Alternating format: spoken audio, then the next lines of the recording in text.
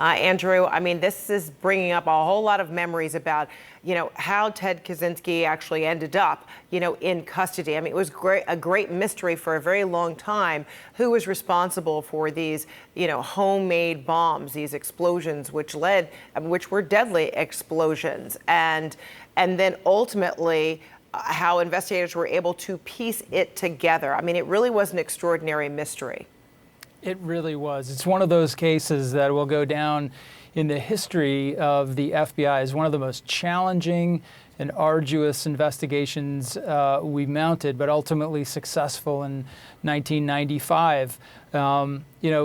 We learned, of course, once we'd located Mr. Kaczynski and taken him into custody and saw the primitive conditions under which he was living, that's what made it so hard to really develop any effective leads for all those years. He was so completely off the grid, really leaving no trace of himself in any of the traditional ways that people do. But fortunately, with the publication of his manifesto, we were able to develop the sort of information from the public and specifically from family members that helped us crack the case. And let's try and unravel some of that, because he was living in a cabin. I mean, it was, he wanted to be off the grid. That was his ambition. But at least one of the bombings took place as early as in the 70s at a Chicago university. And then you also, and it was a great mystery who was responsible for all of this. He was off the grid in a cabin, but perhaps his abduction, or his arrest it was self-inflicted. I mean, he authored this manifesto. He sent it right to the FBI. Perhaps he thought he would continue to be mysterious, but then they were able to piece together any relations and use this as evidence, publish it. And it was his brother who ultimately would help turn him in, right? That's absolutely right. So Kaczynski started in the late 1970s with what began as a primitive, low-tech mail bombing campaign directed predominantly at universities and airline industry representatives and different airline-related targets. Of course, in '79, was able to get a bomb on an American Airlines flight that fortunately did not detonate, but it let off a great degree of smoke, which alerted the pilots and were able to effect an emergency landing. There's no doubt that had that bomb gone off, it would have taken the plane down and taken all those lives with it.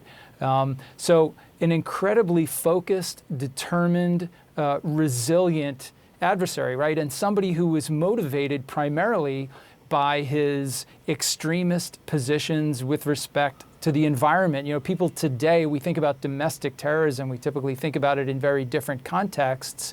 In the 80s and 1990s, environmental terrorism was a major program that was being worked by the FBI because we had extremist activity around people who objected to environmental development. And Kaczynski was really kind of at the forefront of those thoughts, not that he was a member of a group, but at the forefront of that ideology, and he pursued this bombing campaign as a way of striking back against technological advancement, which he believed was damaging the environment in ways that needed to be stopped.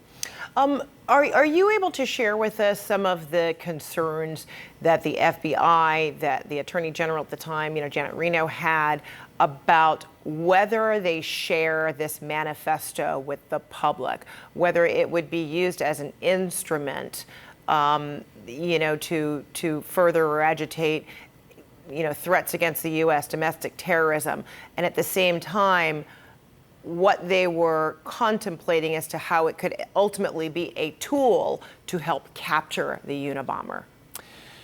Sure, I'm aware of those deliberations and those concerns only from the same way that, you and your viewers are, from understanding the history of it. I actually came into the Bureau in 1996, so it was right as the case was kind of coming to its close. Nevertheless, having been in many high-level meetings with attorneys general and FBI directors around these things, I can only imagine the way that each possible impact of the causes of action that they were considering was micro-analyzed to understand, are we making this issue worse if we give this person a platform, if we allow him to put his ideology out there, if it has an inspirational effect on other like-minded people, we could actually essentially be doing his job for him. On the other hand, and as I understand, Attorney General Janet Reno argued pretty strenuously that this was our best shot of kind of shaking the tree, as it were, to try to identify the author of the manifesto. And that, to her credit, is exactly how it worked out.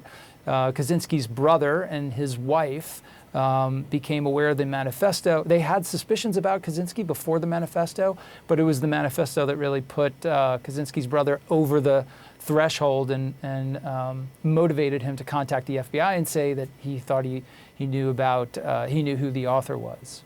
What more, if anything, can you tell us about kind of the evolution of this criminal profiling that was kind of born at this time?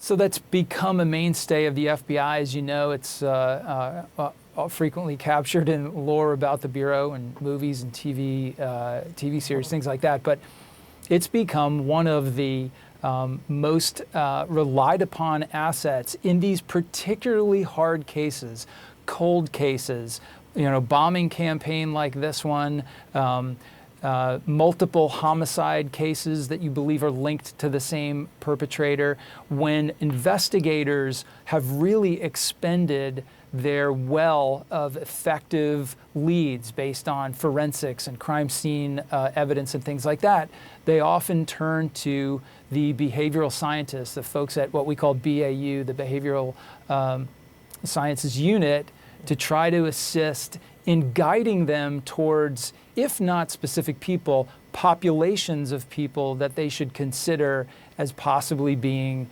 individuals or groups of people that would be could be involved in that sort of activity.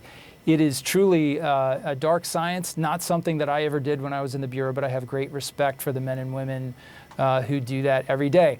I would expect that those same sort of assets are being utilized to try to figure out who was behind the 2 bombs left on Capitol Hill on January 6th. That's a crime that continues to be unsolved, and one that causes great concern in law enforcement for many of the same reasons that we saw in the Unabomber investigation, right?